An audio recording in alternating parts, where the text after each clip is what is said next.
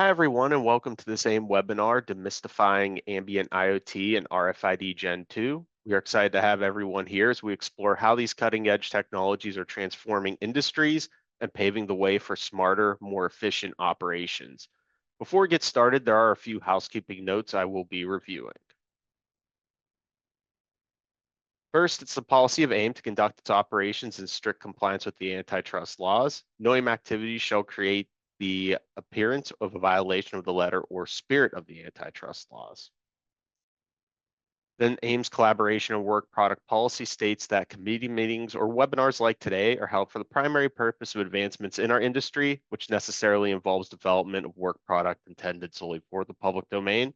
AIM's developed this policy for the protection of its members who engage in this important collaborative effort. So for this webinar, I'll be starting out by asking questions to our experts here, but we do want your involvement as well. To join the conversation and ask a question, use the Q&A option that should be located at the bottom of the Zoom application screen. We will try to get to questions from all of you near the end of the conversation. Also, a recording of today's session will be made available via YouTube, and all email registrants will be notified when that is available. I'm pleased to be joined today by two industry experts to discuss these interesting technologies. Jeanne Duckett of Avery Dennison has been chair of several AIM industry groups and is an industry recognized expert in all things traceability, holding multiple patents in imaging, RFID handling, and food systems design. Also with us today is Steve Statler, the Chief Marketing Officer at Wiliot. Steve is an expert of IoT technologies and has a history of working in the beacon ecosystem. So welcome, Jeanne and Steve. It's a pleasure and a privilege. Thanks, Mike. Thank you so much. And just to start, let's start with what is Ambient IoT? Oh, sure. That's a good question. So what is Ambient IoT? Ambient IoT encompasses a network of interconnected devices and sensors that operate seamlessly in the background to gather data, often without direct human intervention. These devices continuously gather, process, and transmit data to automate tasks, optimize systems, and enhance user experiences, often with low or no human intervention. Key features include ubiquity. These devices and sensors are widely distributed today, like we're going to be talking about, but really, and I'm sure Steve will dive into this, you're going to see a proliferation of these devices in the coming years. They're context aware. The system intelligently responds to the context where the device is, such as location, activity, what is it doing, what information is it gathering. It's seamless, as we discussed. It operates in the background, often without human intervention or knowledge, allowing the human to continue their task while the IoT sensor records the information needed to enhance that task automation. They're seamless. They operate with a minimum of human intervention or no human intervention. Interoperable. A key thing of Ambient IoT is the IoT. They're connected to networks. They connected to cloud systems and networks, and sometimes they talk to each other as well. And they use all these features together to automate processes. So Ambient IoT is leveraging these technologies to expand on what RFID has traditionally done. And what RFID is, as we'll talk about today, Gen 2 RAIN RFID has traditionally attached a unique identification to an inanimate object so it could be connected to the internet. So while not universally required, battery-free operation is becoming very important in Ambient IoT, especially in scenarios where sustainability, maintenance, and long-term deployment is dependent. So I think everybody here today probably knows what we mean when we talk about battery-free operation. Battery-free operation simply means that the device does not have an external power source.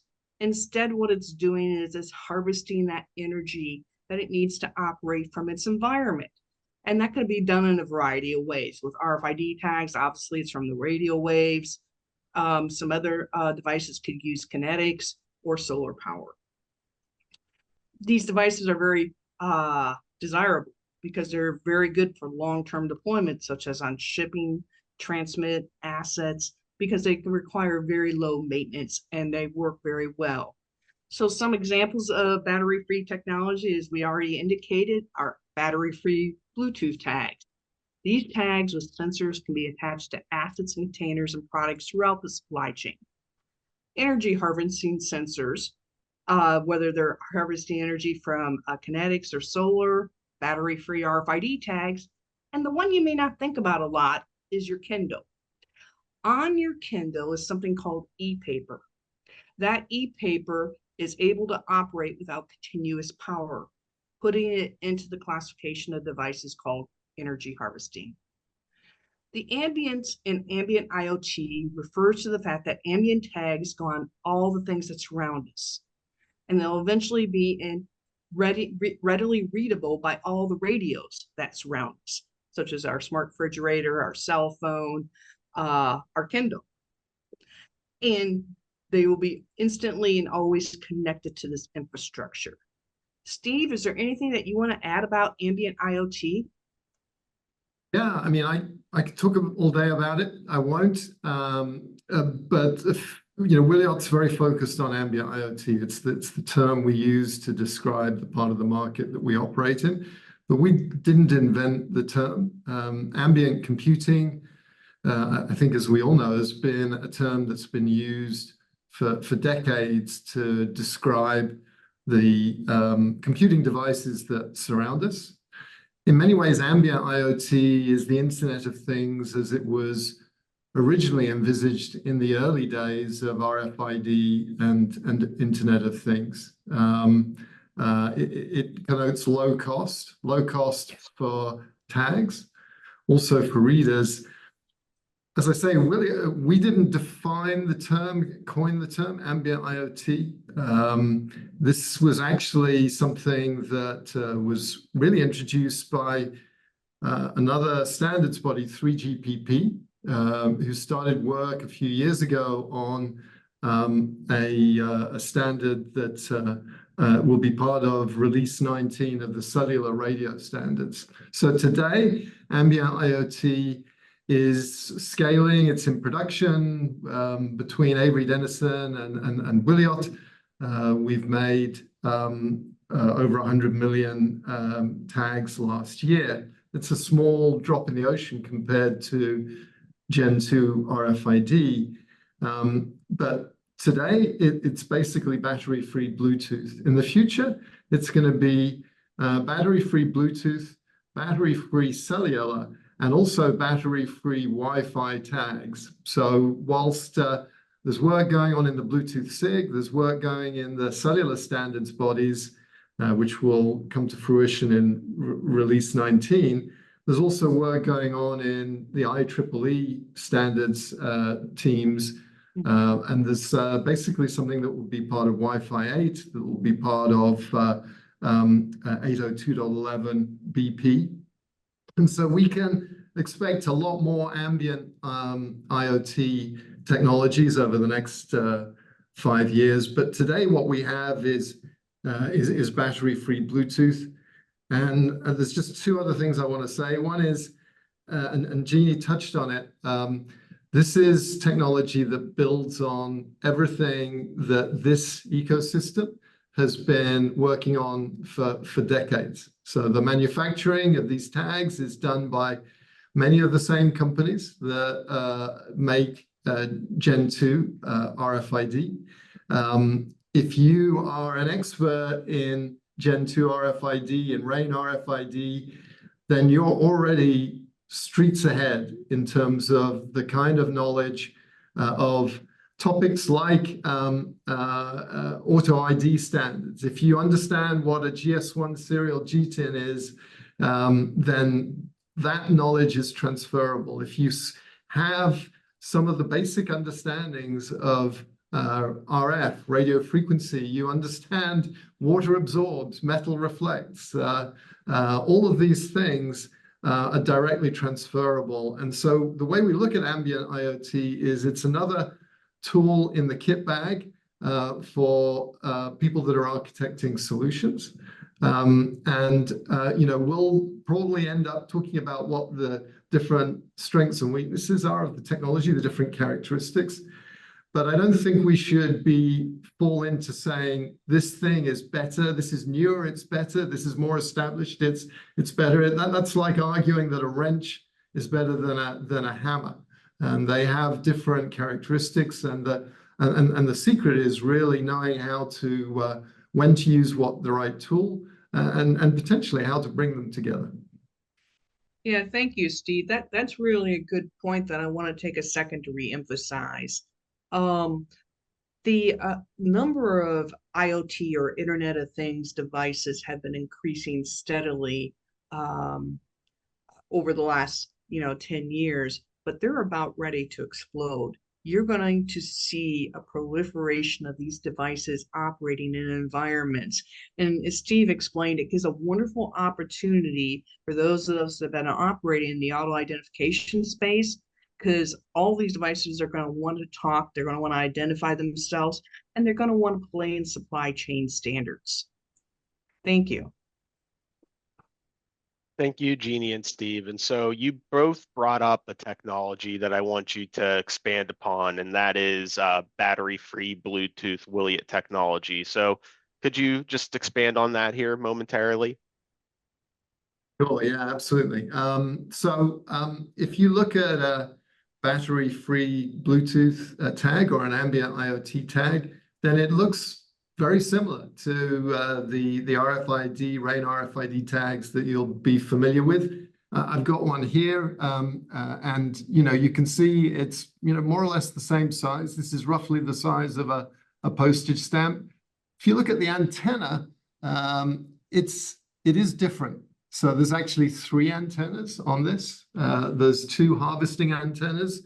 One harvests energy at 915 megahertz, so the same frequency that's used by RFID. So this ambient IoT tag can actually get energy from existing RFID infrastructure. If you have a phase array or a gate, that can actually power this tag. But it also harvests energy at 2.4 gigahertz, so it can harvest energy from Bluetooth. And the third radio is broadcasting a Bluetooth signal that is recognized at the physical level, by any Bluetooth device, a phone, a Wi-Fi access point that has a Bluetooth radio, a smart speaker, even the radios that are in your fridge or your doorbell. But you still need, like any thing along these lines, you need an app. So there's a lot of Bluetooth devices.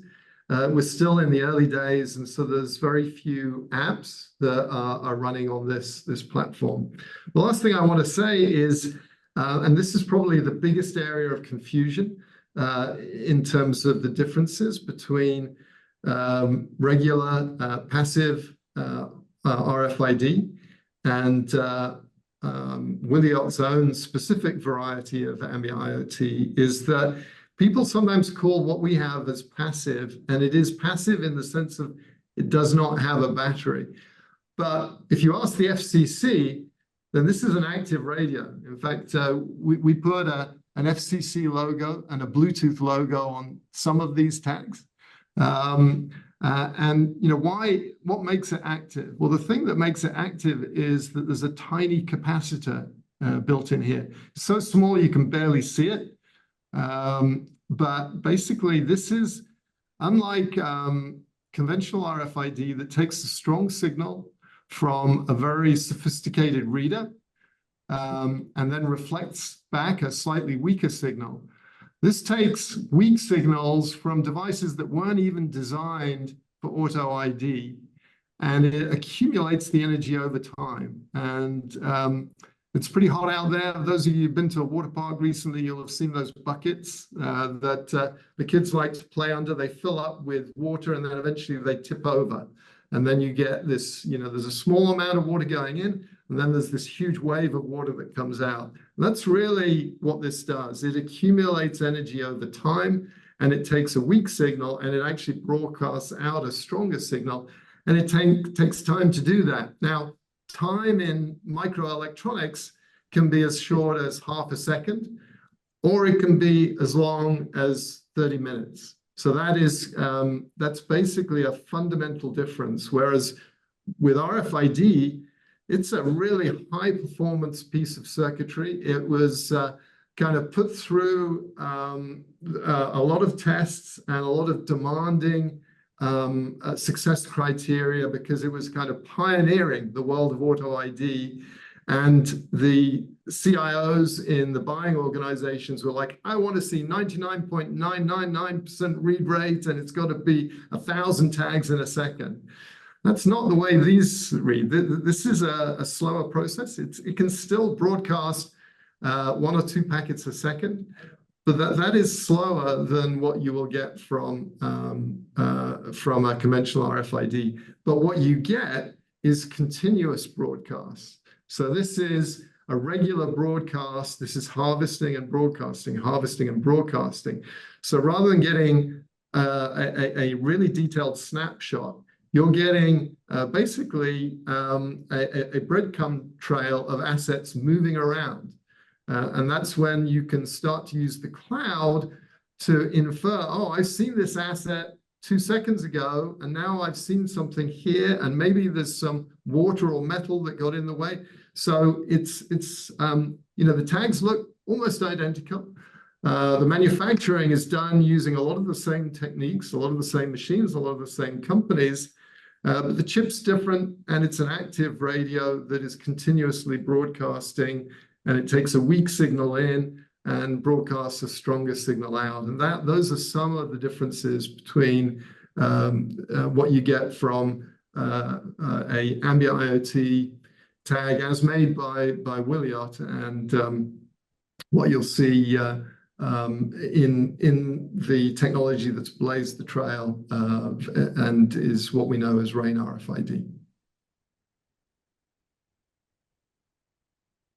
Great, thank you, Steve. So I think we do have now a lot more context on the ambient IoT side of things, but let's learn more about RFID Gen 2, and let's start by just asking, what is RFID Gen 2? So Gen 2 RAIN RFID, or radio frequency identification, as Steve indicated, it's actually an older technology. It dates back to the World War II timeframe with the fender fold technology, but it really came to the forefront in the late 90s, 1990s, early 2000s with Dr. Kevin Ashton when he was still at P&G, and coined that term Internet of Things. And the concept was, as Steve said, it was defined by a lot of large CPG companies, and so the performance requirements were very much on it. And it basically uses, and it looks somewhat similar to what you talked to about. There you go. That's your Gen 2 RAIN RFID tag. Now, this RFID tag, as Steve indicated, at this point in time is totally passive. This tag will only power up when it comes within a radio spectrum of around the 902 to 928 frequency band. The RFID inlay will harvest the industry, and then it will reflect back, power up, receive the command, and reflect back the data. Now, this tag here actually happens to be a temperature tag, a passive RFID temperature tag. So the difference in what Steve is talking about is a very key and very important difference. This tag here, since it will only activate when it's within that are in proximity of an RFID reader, which could be 10 meters, but within proximity of the RFID reader, will power up, and it'll take a sensor or a temperature at that point where it's at. It's not going to maintain temperature. It's not going to keep a record. It's not going to keep a continuous log, because when that inlay comes out of that field, it powers down. Now, these tags are widely deployed. They're used primarily, they've been used in the apparel and consumer goods supply chain. They're rapidly moving into the food supply chain, as well as healthcare and pharmaceutical supply chains. Anybody that's been to an airport and looked at a Delta bag tag would realize that the bag tag is tagged with an RFID inlay, and a very similar technology is used in a lot of tolling applications. To give you an idea of the scope, just for Gen 2 RAIN RFID, the RAIN Alliance is predicting that by 2028 we'll be selling about 115 billion annually. And that's compared to somewhere around 36, 37, 38 billion today. So that's what, 4 years away. So you're going to see that 28, 30% growth annually year over year. And that's in a technology that's suitable for waking up and providing that globally unique identification when it's within the proximity of an RFID reader. They're very low cost.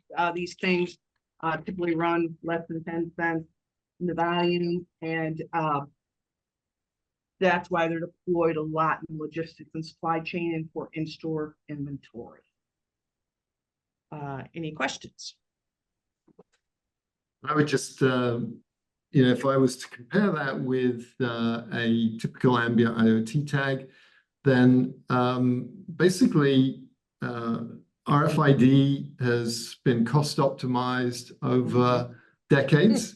And so you'll find that a Gen 2 RFID tag is typically a lot cheaper than an Ambient IoT tag. Now, Ambient IoT tags are a lot cheaper than an Apple AirTag, whatever it is, $25, $30.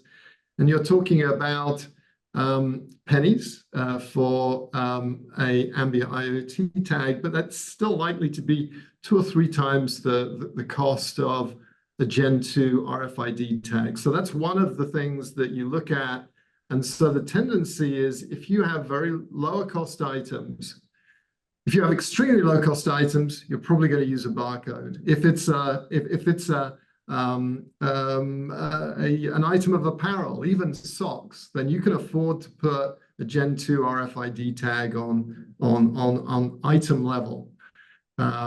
Whereas Ambient IoT tends to either be on higher value items. So we have a customer that's using these to continuously track the location of higher value items that have been bought online, an exercycle, a TV, or something like that. Or we have a grocery customer that is applying these at the case level. What we see is Ambient IoT infrastructure tends to be lower cost and more ubiquitous than Gen 2 RFID. And so you've got this kind of interesting quadrant of, well, what's the value of the item that I want to tag? And then what's the granularity of the location that I want to see? The more locations, the more granularity, then that's going to mean more infrastructure. And so you kind of get this really interesting quadrant where if it's basically a lower cost item, then and I need to see it in a few really important locations, then RFID, Gen 2 RFID is a clear fit for that. If it's a higher value item and I want to see it more continuously, then Ambient IoT is a nice fit there. And there's a lot of places where both technologies will work well. And that's when you start to have to look at other dimensions like some of the things that we're going to talk about later. Yeah.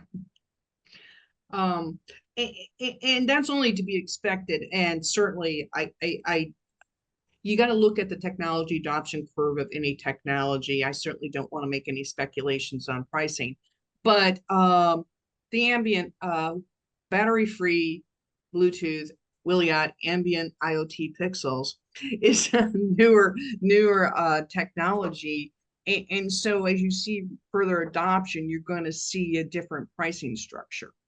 And then, so that's something you can anticipate. And as other technologies come along, cellular tags, other types of technology, you can typically expect to see that same type of adoption curve. Great. Well, thank you for that additional context there. And so how do you see these technologies contributing to digital product passports?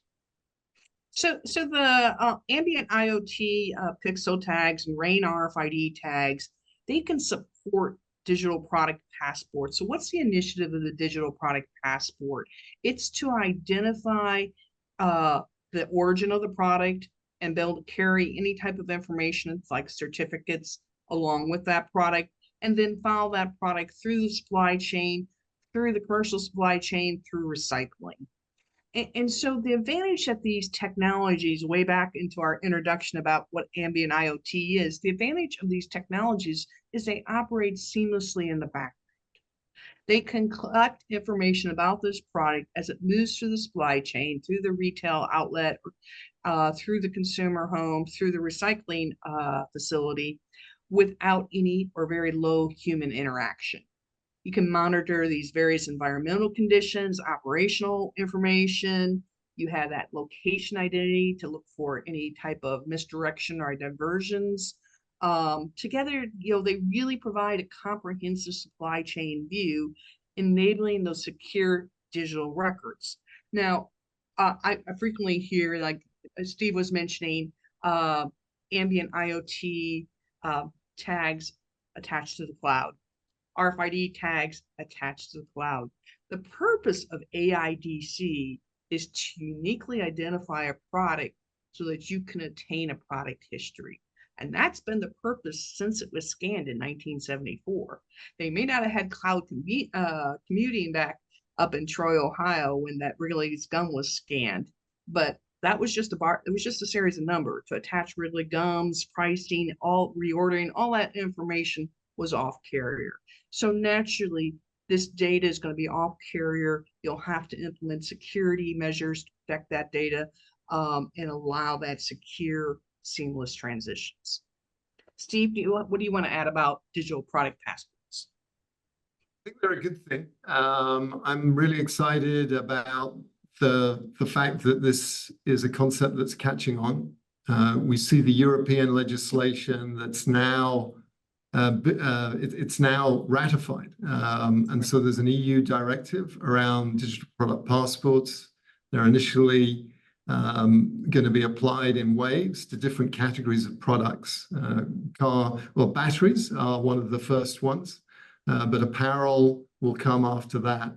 And so even for those of us that are here in the States, I'm in San Diego, if we're making products that will go into the EU, then we're going to have to start getting up to speed on digital product passports. And the societal benefits, the ability to, we're in the 21st century, people should know where their products came from, and they should have digital information that can help tell the story. Digital product passports can be a sales opportunity as well as a compliance obligation. And it's clear that both Brain RFID, Gen 2 RFID, and Ambient IoT are excellent technologies to start to populate the cloud data fields that make up a digital product passport. I think what you'll see is there's a lot more infrastructure out there today that's been tuned for auto ID with Gen 2 RFID. So there's going to be a lot of the ability to use the gates and the handheld scanners to basically gather the information that will populate the digital product passport is one thing. So there's really two sides to a DPP. One is there's the record that a consumer or an enterprise can read, but then there's the population of the record with traceability information, shipping events, receiving events. And basically both technologies have a role to play. With a Bluetooth device, then we're not focused on Ambient IoT in the home today, but there is a future where that will happen, and the ability for consumers to use their phones eventually to interrogate a digital product passport and understand where the food that they're eating has come from and how it's going to be treated, and having dynamic use-by dates. That's kind of the future that we have to look forward to. And the last thing is Ambient IoT, as it starts to gain more adoption, what you'll find is there are very few people using handheld scanners for Ambient IoT. The model is more automatic reading based on the infrastructure that's around you, whereas with the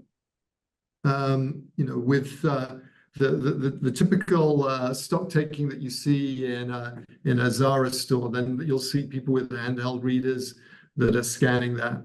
Both techniques have their pros and cons. and both have a role to play in interrogating a digital product passport and also populating the traceability data that is used to build out a meaningful digital product passport. Yep, So very I think that's interesting. I think that's a really good. I want to just call out a key point that you had, Steve. That this can be both a sales opportunity as well as a compliance obligation. That's a really key point. I've actually done this at customers and with people internally and externally. I'd like to invite all of you. I typically have a Diet Coke in my hand, as a lot of people in the industry know.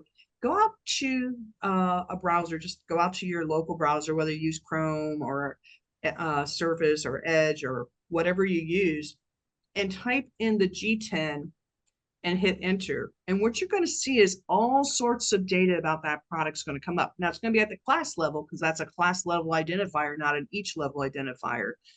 But we live in a connected world. One of the story and messages for brands and retailers is if you don't control your story, somebody else will.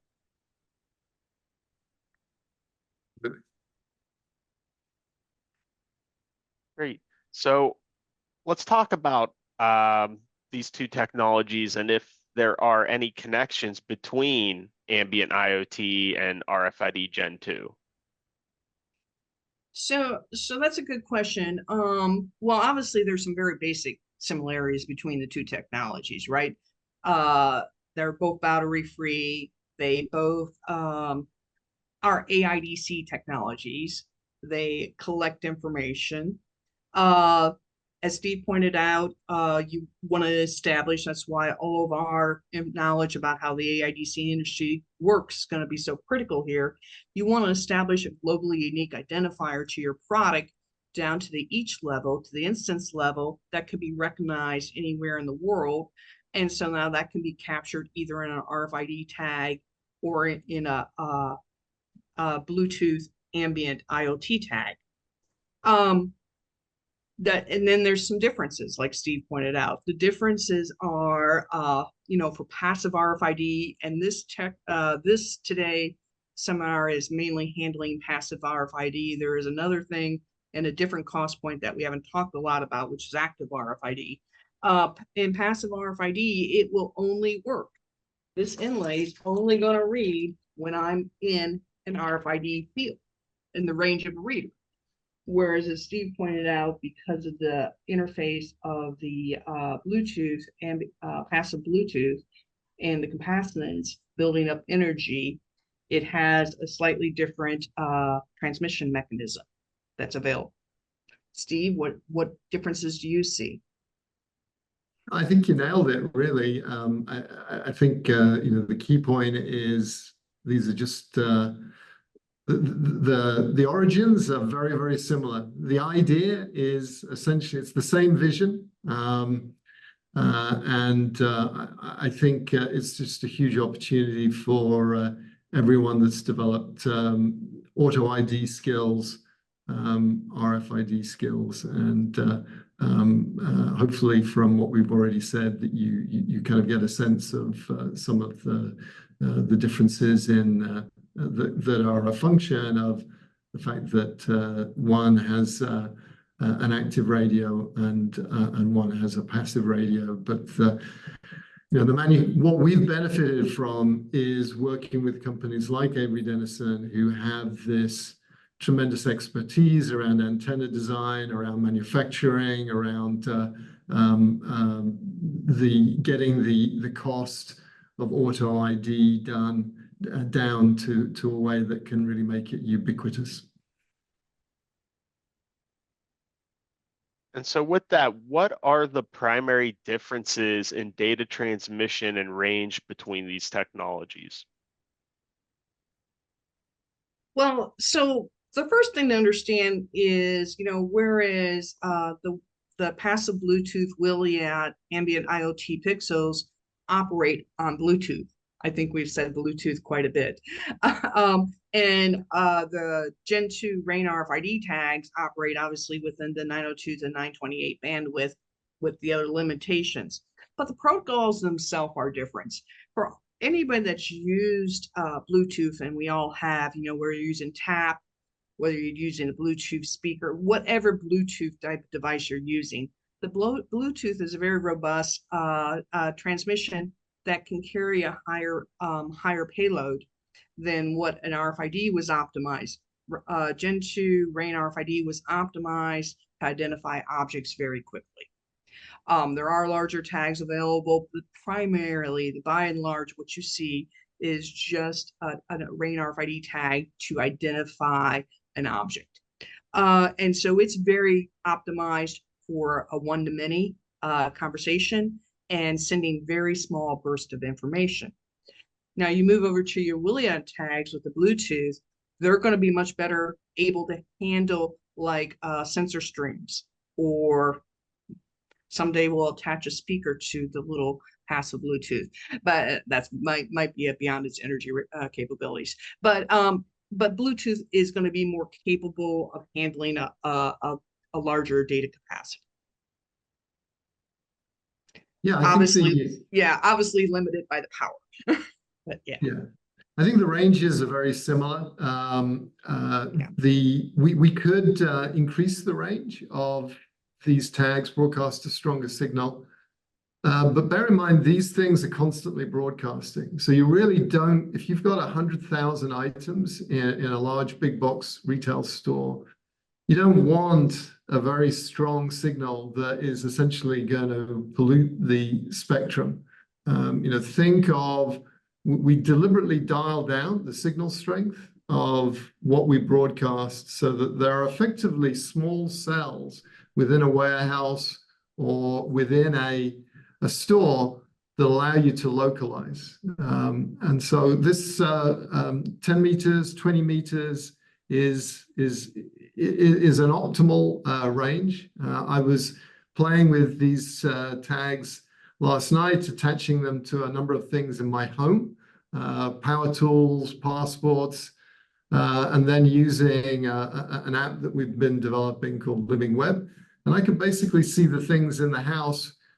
But if my neighbor had been putting tags onto their power tools and so forth, I wouldn't have been able to see those. And that, I think, is optimal in terms of scalability. So I'm able to sit at my desk and I use a Bluetooth keyboard.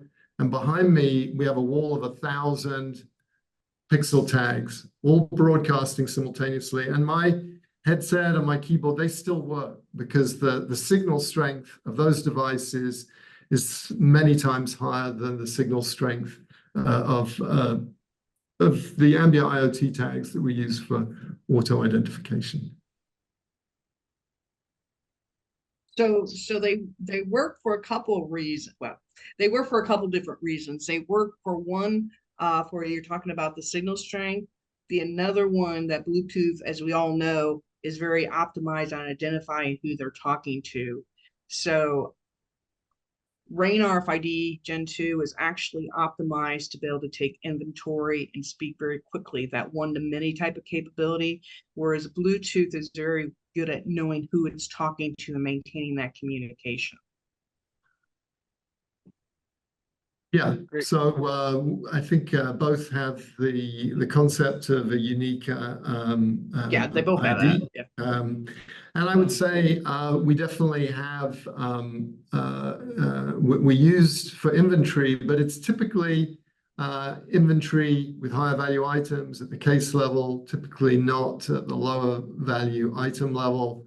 And one of the sweet spots we see is tracking rolling cages, pallets, where having real-time location is of value, but not wanting to invest a lot of money in the infrastructure. That's one of the use cases where you'll see the niche for this technology. Great, thank you. And I do want to note we have a lot of questions coming in, which is great, but we'll take probably the next 10 minutes or so to finish up some of these foundational questions that we have here. And moving forward with that, How do the power requirements of battery-free Bluetooth Wiliot devices compare to those of RFID Gen 2 tags? So we've been kind of discussing that. Obviously, it depends on what you design. But the ones that I believe that Wiliot's currently offering in terms of the market, where they see the market, the power requirements to power that up and power up the RFID chip are very similar. So what you really want to think about is availability of reader, location of reader, and how is that device harvesting its energy. So both tags draw, ambient, energy from some external source, and they can power. Wiliot, because it has a different harvesting scheme than Rain RFID, is going to harvest energy from additional sources than Rain RFID, and making them very low energy and energy efficient. Rain RFID tags have been optimized for a long time, and that allows for that entry point that we've been talking about. So if you need a large number of low-cost tags just to be able to read the identity of an item, that's kind of the operation that you would look for. So combinations, or what else do you want to add, Steve, about the power of the tag? I think you nailed it.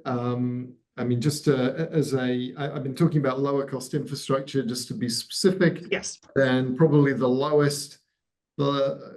lowest cost readers I know is this particular one is $36. It has a range of 10 to 20 meters. There are other higher cost devices that maybe $200, but they have they're a much higher powered device, so you need less of them. So that's and I think other devices are like these clip-ons, battery packs that go onto this one goes onto the back of a Samsung phone. At the moment, phones can read the tags, but they don't. The firmware on the phones is not optimized to energizing. So maybe one day the folks that make the phones will decide that they want to do the firmware upgrade so that the phones can energize as well as read. But today, the phone does not produce enough energy to energize one of our tags. We do believe that will change. And we think next year there'll be more cases where that is the case. But I think there'll still be a need until all of these standards finally roll out. Then the vision of complete ambience is still a few years away. So ambience isn't an accident. I like to say it's relying on design and standards. And just because the infrastructure is low cost, it doesn't mean to say it's going to be there without some thought and design and planning. Yes, that's a really good call out. And it's hard to tell, as increasing improvements going to smartphones for different applications, as we both have emphasized, the market for these devices is going to increase. And so it's kind of difficult to predict exactly where the future is going to go. But you're going to see more and more cases where you're like marking RFID at like an item level in a like a grocery store, and then probably marking the cases and pallets with a passive Bluetooth tag, so you can keep that positioning of that item, and then do your in-store inventory counts for replenishment. So they will operate in very similar type environments. But I like that term, Steve. That it's not an accident. It's by design that you have ambient energy available. I did want to touch on and ask you guys what you see as the growth trajectory for ambient IoT and RFID technologies. We've already touched on this a little bit. RFID, I'll let Steve answer for Wiliot, but obviously Gen 2 RAIN RFID is on a growth technology. By 2028, it's anticipated we'll be shipping 115 billion tags a year. And I think somewhere around 2011, 2010, Avery Dennison accepted the award for shipping the billionth tag ever.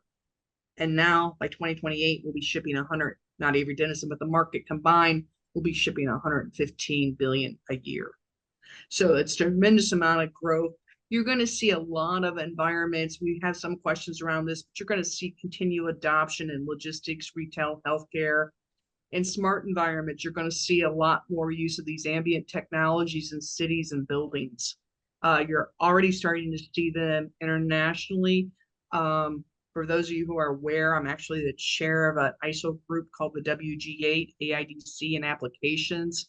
And there is standards, international standards in an entire hotel facility that's been constructed in Dubai, where every single component was identified with an RFID tag, so they can trace every component in that huge structure. So you're going to see a continued growth in these areas, especially in the areas where you perhaps haven't seen a lot of RFID technology in the past, such as food, healthcare, construction. And you're also going to see a growth in the ambient IoT devices that'll power these technologies. And, you know, in the coming years, you'll see other frequencies that Steve mentioned, and they're going to move into the home. And once they move into the home, it's going to open up all sorts of use cases, from automatic recall to, you know, what clothes should I wear today? It's raining outside. You know, hey, Siri, can you make a recommendation? So you're going to see all sorts of applications start to emerge in home. Steve, do you have any comments you want to add? I think you did a nice job there, Jeannie. Both technologies, I think, are on a steep growth curve, which is great for everyone that's involved in this industry. You know, apparel, there's huge momentum for Gen 2 RFID. I would say that for the next couple of years, Ambient IoT will continue to be a lower volume as we focus more on the enterprise, on higher value items.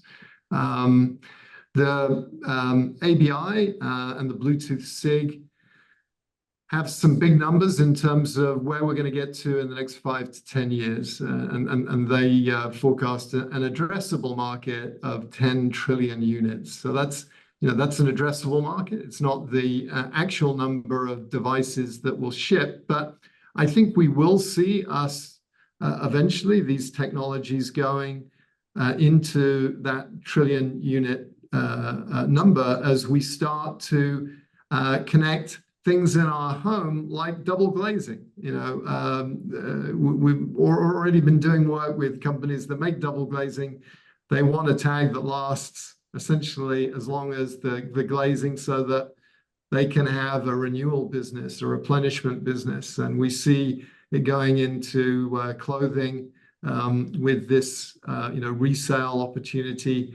And I think what you will see over the next 5 years, as these tiny tags start to come from the enterprise Wi-Fi players and from the massive household names that sell us phones and phone service and the systems, the amount of marketing and the ecosystem around Ambient IoT will grow. Today, it's kind of we're a guild of I would say kind of elite specialized technology, and ultimately this technology will become ubiquitous and a much bigger market.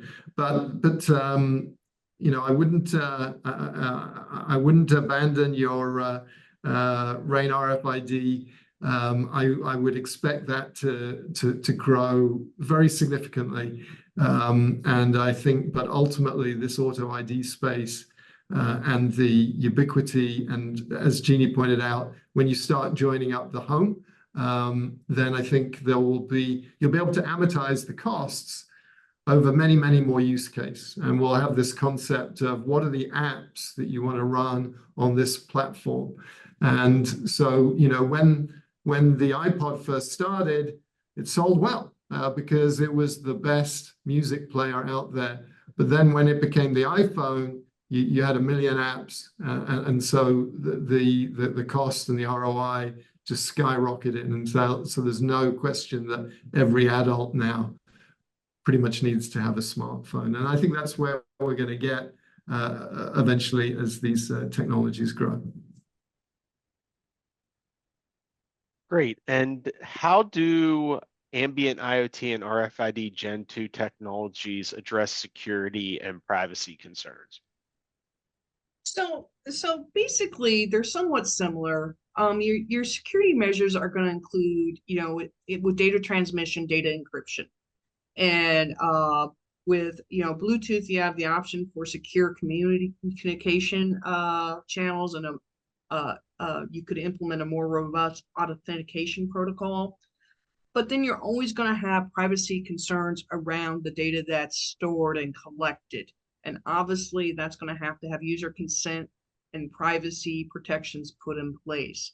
You know, Gen 2 RAIN RFID, there's many applications today that use encrypted data to protect the tag from being cloned or the data being read.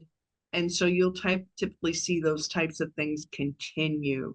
Cybersecurity is going to continue to be an issue probably for the next several years until we get a handle on this. And it's not going to be that much different than other, you know, potential devices, but really focusing on that secure command channel communication, encrypted data when you need it, as well as make sure that when you connect to a backend system that you have that user consent and those security protocols in place. Steve, what do you think about that? I think the bar, the requirements are higher with Ambient IoT because we all have Bluetooth radios in our home. Then you can't buy an Ambient IoT tag that doesn't have end-to-end encryption. So every one of these chips has 2 encryption keys. It's AES 128-bit, and the difference is the encryption starts on the chip, but it doesn't end in the device, which is I believe where the kind of the secure channel is with Gen 2 is it is secure, and you can add encryption between the tag and the device. But with Ambient IoT, the decryption actually takes place at the endpoint in the cloud. And so basically, if you want to read an Ambient IoT tag, you need to have permission. You have the concept of access control. And you know, that means there needs to be explicit agreement between whoever owns the tag and whoever wants to read it. So if you've paid for that tag and you're a manufacturer of a product, then you have some leverage with people downstream, and you get to control who sees it and who doesn't. And on one hand, that's work.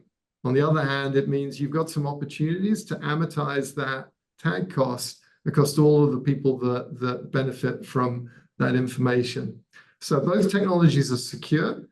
Ambient IoT was developed when the cloud existed, and so the decryption point is you know, a bit further along in that pipeline, but both technologies are secure. But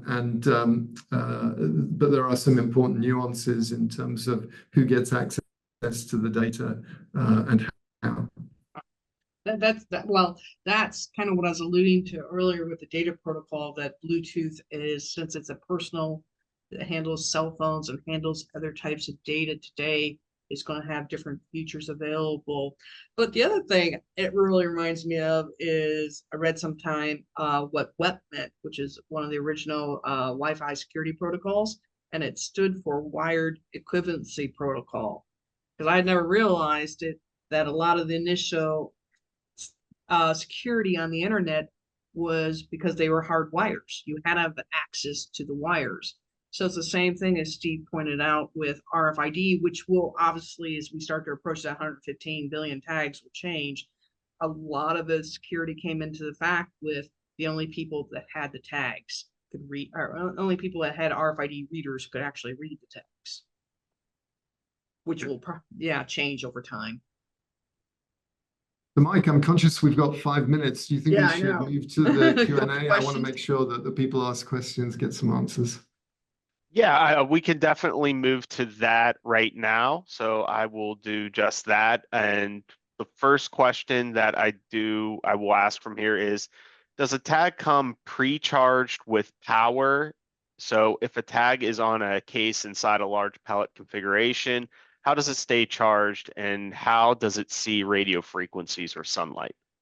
Yeah, this is an important question, and the short answer is no, it doesn't come pre-charged. And basically, with our current IoT Pixels 2 technology, the charge probably lasts for about 30 seconds.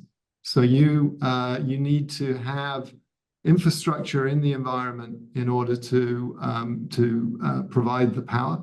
Our next generation of tag, the power will probably be retained for the order of 30 minutes. And so that will affect systems design somewhat, but definitely this is not a battery. It's not a supercat. It's designed to be very as low cost as we can get it, and therefore it gets its power essentially in real time. Great. And so this question kind of goes along with one of the other questions I was going to ask you, so that's great. You indicated that there's about to be an explosion of growth with ambient IoT. Can you identify what applications are going to bring about this growth? Yep. I think, I mean, there are literally thousands, if not millions of applications. But as with any technology, you have to focus where you start. And so we see post and parcel tracking as being a huge opportunity. We're going to be announcing a nationwide deployment fairly shortly with a large postal carrier. And the benefits are overwhelming.